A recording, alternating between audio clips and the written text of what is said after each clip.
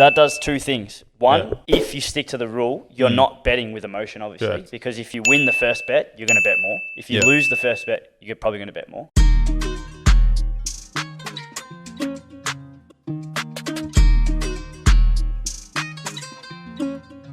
The number one reason as to why punters lose is the amount they put on the bet. So that changes all the time. So there's one piece of advice I could give any punter. Let's assume there are better things such as not betting altogether, but let's assume they're going to keep betting. If you're going to keep betting, bet the same amount every time. Yeah. Not just, okay, if you've got $1,000, don't bet $1,000 every time, obviously. Yeah. But if you've got $1,000 allocated to betting, bet 1% of that and never change that.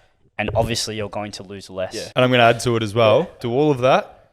And if you're betting on the horses, put all your bets on at the start of the day and don't touch your phone again. Yeah, and bet singles. Bet singles. Put your bets on at 11 a.m. and don't look at your phone again. Yeah. You can watch the races.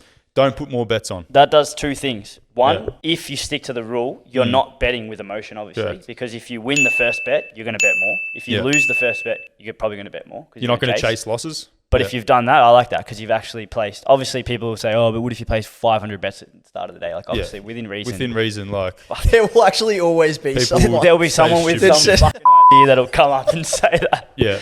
But nah, you just got to be like, we're not here to fucking talk down to people. We're here to make people smarter and just think about what they're doing. So, take the piss out of us. Who cares? But the reality is, most people who watch our stuff are going to get something valuable out of it. We'd like to hope so.